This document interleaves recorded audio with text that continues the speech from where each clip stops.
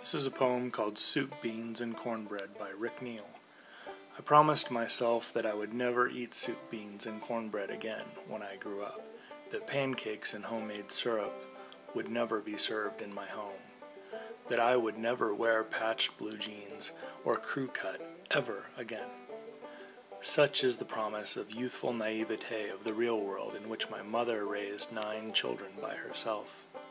She made it look easy, as though wood-cooked stoves and hand-sewn quilts were her lifestyle choices, as though working in a coal mine was her decision and not the requirement for earning a decent wage in an Appalachian man's world. Yes, I promised these things as I squeezed in between my 8 brothers and sisters at the dinner table and watched my mom fill my plate with soup, beans, and cornbread before gathering her hard hat, boots, and breathing apparatus to work the second shift in a West Virginia coal mine. Beans and corn have been staples of the Appalachian diet for 1,000 years. This fieldwork project focuses on the preparation of pinto beans and cornbread described by my mother, Margaret Copeland. The town of Gunnersville, Alabama on the Tennessee River was home to 6 generations of Copeland ancestors. In 1963, however, my grandparents moved to Las Vegas, Nevada, because my grandpa had gotten a job as an electrician at the Nevada nuclear test site. In the same year, my mother Margaret was introduced to soup beans and other folk recipes when she was 17 years old and engaged to marry my father. For more than a decade, Margaret prepared traditional meals with guidance from my grandmother, Julia Copeland, known to everyone as Judy. I insisted on learning from Grandma Judy. I would haunt her in the kitchen, and I would say, show me how to do that, show me how to do this. Nobody else did, but I was really interested, and I think probably just being young and married, I wanted to make things that was food that my husband would like. But since I've always cooked my whole life, I wanted to know how she did things. My mother cooked a different kind of way. My mother was not into making biscuits and fried chicken. My mother was into making Irish stew and fairly simple things. So she grew up in a convent. She didn't have the same exposure that Grandma Judy did to cooking. My mom was a totally different treasure. She would play red hot peppers with a jump rope with us. No other mother would do that. Judy wouldn't do that. Right. But Judy had an air about her, and she was very tall, and she seemed very stately. And I remember the first time I met her, and of course everyone smoked in those days, and Judy smoked and my mom smoked. And I thought, oh my gosh, what an elegant, elegant Southern lady.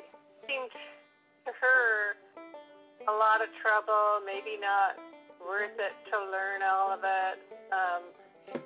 I always thought of myself as sort of like her daughter, because she didn't have a daughter. So I just kept plugging away, and sometimes when she would measure things, and I would say, well, how much did you measure? And she'd say, well, I just threw in a handful, or I just threw in a pinch. Then I would make every attempt to just watch her do it so that I could do the same amount, or I could get the idea. For many reasons, some of our family's traditional foods were prepared less and less frequently. When my grandparents moved to Las Vegas, items such as grits, catfish, and certain vegetables were either scarce or not the variety that they were accustomed to. They also became more affluent, allowing them more dining options. They chose to eat steak more often. They frequently ate out at restaurants, particularly Mexican and other ethnic restaurants, and they often chose convenience items, such as Kraft coleslaw dressing, and experimented with fad foods, like TV dinners. And then there were TV dinners, and pretty soon Walt and Judy were, hey, we're having TV dinners tonight, and this is during the weekday, you know. We've got Swanson TV dinners. We're living like kings. In the 1970s and 1980s, foods such as fried catfish, fried chicken, fried okra fell out of fashion with my family, in favor of grilled meats and steamed vegetables. Margaret was a housewife until the mid-1980s, but when she went back to work as an aerospace engineer, she no longer had the time to prepare every meal from scratch. Despite all obstacles and life transitions, many of our foodways did survive. This is what Margaret had to say about pinto beans and cornbread. It was cheap, price was right, and that's what I could afford. It works, it's simple, they're all eating it, okay, that's a good sign. You know, when you have children, you don't realize until you have children that what a fussy eater is. And, oh my gosh, we can only get this kid to eat hot dogs, we can only get this kid to eat peanut butter sandwiches. So if I could get all 4 of you kids eating one thing, then it became a staple in the family. So when Grandma prepared cornbread and pinto beans, she had the pinto beans, which started the night before. She made a huge amount of cornbread, you know, twice as much as they needed for the meal, because she always wanted to have leftover, and you wanted to be sitting on the counter there so people could help themselves for breakfast or snack or whatever. And she would cook the collard greens with that, and she would cut up the raw onions, and they would eat the raw onions, but each person would have the raw onion next to their plate except me. Though Margaret is not from the South, Southern food traditions have been a significant part of her life for more than 45 years. Put them into the pot.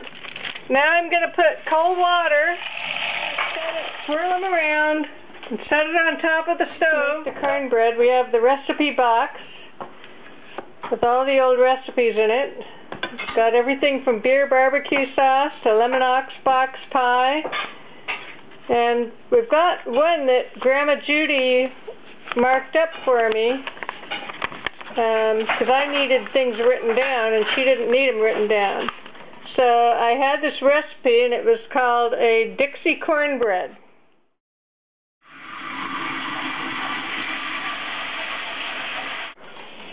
Okay, and I'll just cook it on high until it starts going to a boil, and after it boils I'll bring it down to a simmer. And I'm going to put some salt over in the pan of beans. Some beautiful roses out of my front yard. Got the cornbread all ready to make. In the hot oven here, we have the corn stick pan lined with bacon drippings and getting hot. The beans are really boiling. I need to turn them down. I've added water 3 or 4 times already today because the beans soak up so much water. I'm going to turn it off, and we're going to go look at the cornbread. And the cornbread seems to be rising nicely, so it's going to be about, it's been 10 minutes so far, and we'll give it at least another 5 minutes. Let's set it on the stovetop to cool up. Oh. Here, look at that. If you're in the South, what you do is you cut up a raw onion, a sweet onion, and you cut it into quarters, and you eat that on the side of your plate also.